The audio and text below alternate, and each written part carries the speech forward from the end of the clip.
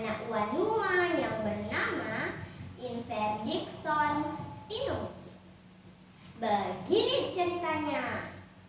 Pada zaman dahulu kala, di Pulau Kabaruan, di Desa Damau, ada seorang pemuda yang bernama Lawong. Ia adalah sosok pemuda yang baik hati, rajin bertani dan berburu. Lawong juga dikenal pandai membuat dan memainkan suling. Di desa itu ada seorang gadis yang membuat Lawong jatuh hati. Anak gadis berparas cantik itu bernama Woi. Pada suatu hari, Lawongo dan Woi pun menikah. Mereka saling mencintai dan hidup bahagia. Namun, kisah cinta Lawongo dan Woi ternyata tak seindah suling yang berdendang riang. Ada kaum malut yang seakan datang mengintai dari sebuah padang kematian. Pada suatu malam, Lawongo tertidur di samping istrinya. Ia bermimpi berkelahi dengan seekor babi hutan yang sangat besar. Ia pun mengambil tombaknya dan melemparkannya ke arah babi hutan itu. Tuh! Tapi apa yang terjadi? Babi itu bukannya roboh, tapi berbalik menyerangnya dengan sangat ganas. Menyadari nyawanya terancam, Lawongo segera mencabut pisaunya dan menikamnya pada makanan babi itu.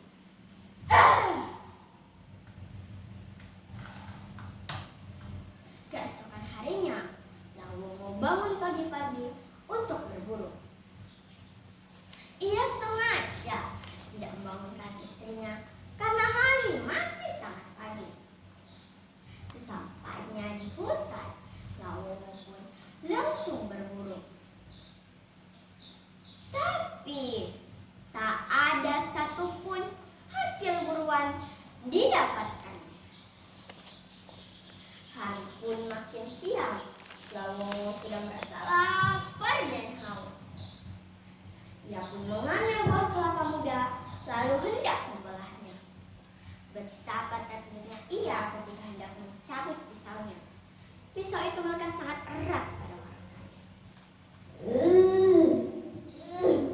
Aduh, kenapa pisau ini sangat sulit untuk dicabut? Keluh Lawongo. Dengan sekuat tenaga, Lawongo mencabut pisau itu dan akhirnya berhasil. Betapa terkejutnya ia ketika melihat darah membeku pada pisaunya. Wah, ternyata darah inilah yang menyebabkan pisau yang sangat sulit untuk dicabut. Gumamnya. Sejenak Lawongo terdiam memikirkan kenapa ada darah membeku pada pisaunya. Ia pun teringat pada mimpinya dan teringat pada istrinya yang tertidur di sampingnya semalam. Waduh, jangan-jangan aku salah tikam semalam. Oh ya, ini tidak mungkin. Tidak. Ucap Lawongo menduga-duga. Tanpa berpikir panjang, ia pun segera berlari pulang ke rumahnya.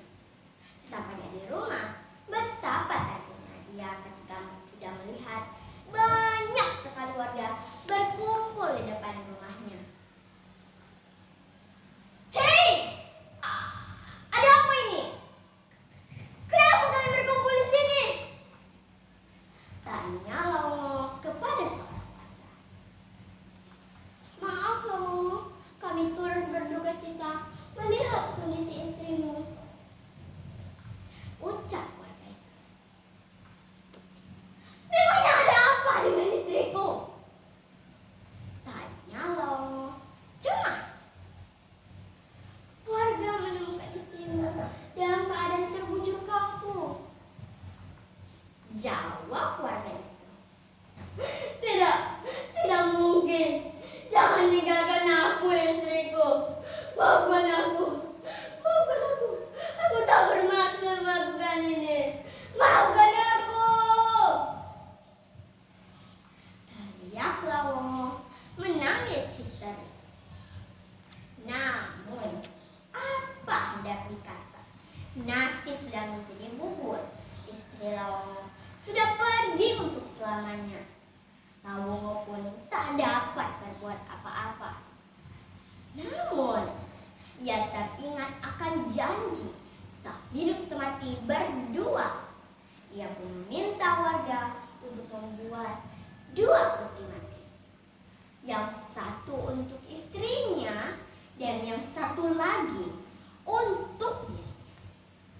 Semua warga sangat terkejut mendengar permintaannya itu. Jangan lakukan itu, Lawomo, ujar seorang warga. Tidak, saya harus mati bersama istriku, jawab Lawomo kepada warga itu. Para warga pun tak dapat berbuat apa-apa. Lawomo pun dikuburkan bersama istrinya sesuai permintaannya. Di malam ketiga, saudara perempuan Lawomo bermimpi. Dalam mimpinya, ia melihat Lawomo, kakaknya, datang padanya. Jangan bersedih lagi, adikku. Bangunlah, pergilah ke pantai. Jika engkau melihat benda putih di kaki langit dan bergerak mendekatimu, janganlah ditunjuk, ujar Lawomo kepada adiknya dalam mimpi itu. Pagi-pagi benar, saudara perempuan Lawomo bergegas menuju pantai. Sesampainya di sana, ditatapnya kaki langit dan benar ada sebuah benda putih sebesar titik, makin lama makin besar, bergerak dari arah laut dengan cepat mendekatinya. Melihat benda yang datang itu, terkejutlah ia. Tanpa disadarinya, ia telah mengabaikan pesan kakaknya untuk tidak menunjuk benda yang datang itu. Di saat itu pula, berhentilah benda yang datang dari kaki langit tersebut di sebuah tempat di tengah laut. Penduduk sekitar pun mengambil perahu dan pergi mendekat. Ternyata benda putih yang mereka lihat adalah sebuah pulau karang. Penduduk sekitar pun menamakan pulau karang itu Napong Baru. Napong Baru berasal dari kata Napo yang artinya pulau karang atau kumpulan batu karang, dan Baru atau Balu artinya berubah.